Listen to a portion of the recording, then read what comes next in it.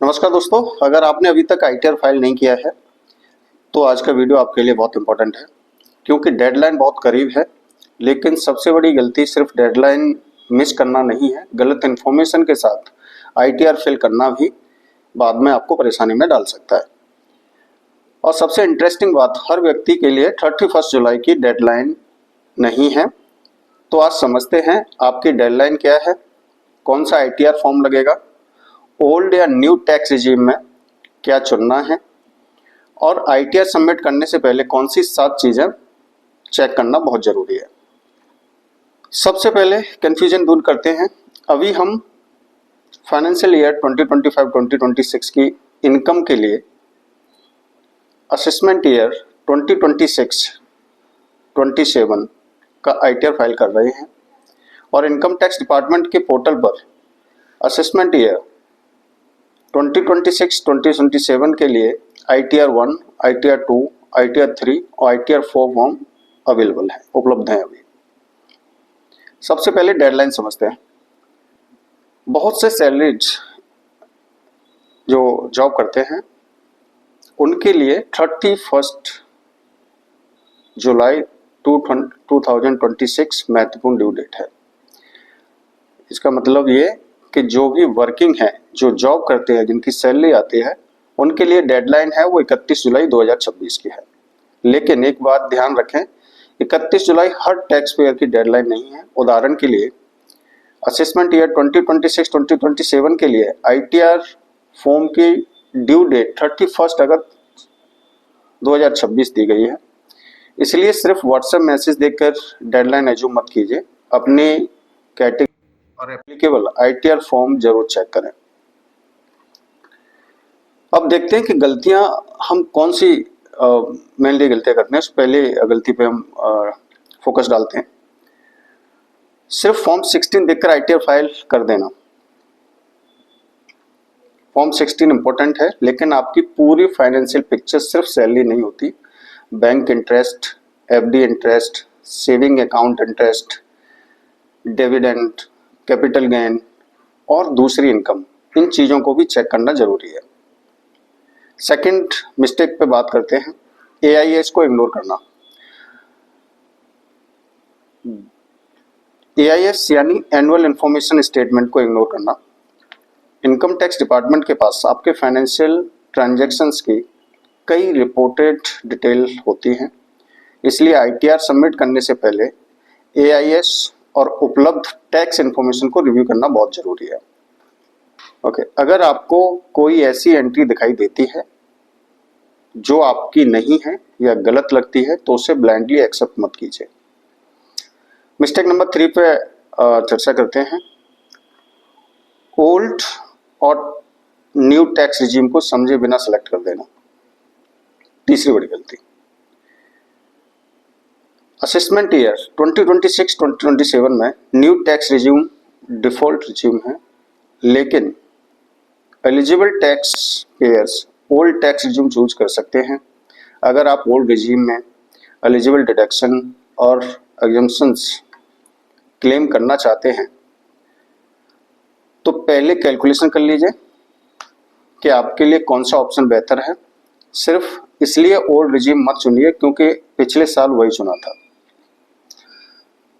चौथी गलती, bank detail को इग्नोर करना।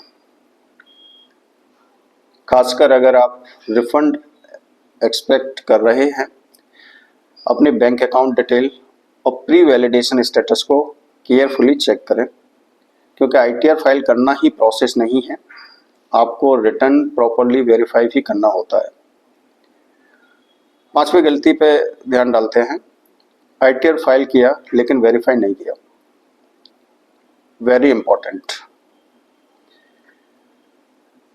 रिटर्न सबमिट करने के बाद वेरिफिकेशन प्रोसेस पूरा करना बहुत जरूरी है, यानी सिर्फ सबमिटेड देखकर आराम मत कीजिए। अपने आईटीआर का स्टेटस चेक करें और देखें कि वेरिफिकेशन सक्सेसफुल कंप्लीट हुआ या नहीं। छठवीं गलती पे ध्यान डालते हैं, गलत आईटीआर फॉर्म चुन लेना। सैलरी इंडिविजुअल के लिए सिचुएशन के हिसाब से आईटीआर 1 या आईटीआर 2 लागू हो सकता है। अगर आपके पास capital gain, multiple house properties या कुछ स्पेसिफिक टाइप ऑफ इनकम है तो फॉर्म सिलेक्शन बदल सकता है। इसलिए सिर्फ दोस्त ने कौन सा फॉर्म भरा या आपके कलीग ने कौन सा फॉर्म भरा ये देखकर फॉर्म सिलेक्ट मत कीजिए।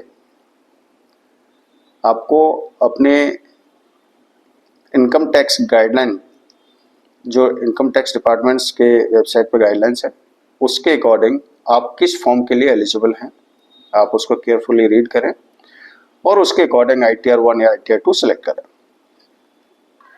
नेक्स्ट मिस्टेक जो अक्सर लोग करते हैं, रिफंड आएगा सोचकर डेटा वेरीफाई नहीं करना। अगर आपको लगता है कि रिफंड आएगा तो सबसे पहले वेरीफाई करें TDS सही है, सैलरी इनकम सही है, बैंक इंटरेस्ट रिपोर्ट हुआ है कि नहीं, AIS और आपकी इन्फॉर्मेशन मैच कर रही है कि नहीं, डिडक्शन सही है कि नहीं, क्योंकि ज़्यादा रिफंड दिखाने के चक्कर में गलत इन्फॉर्मेशन देना बाद में आपको परेशानी में डाल सकता है।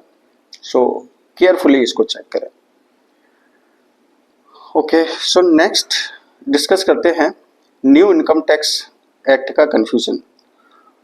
ये आजकल बहुत ज़्यादा कन्फ्यूजन पैदा कर रहा है।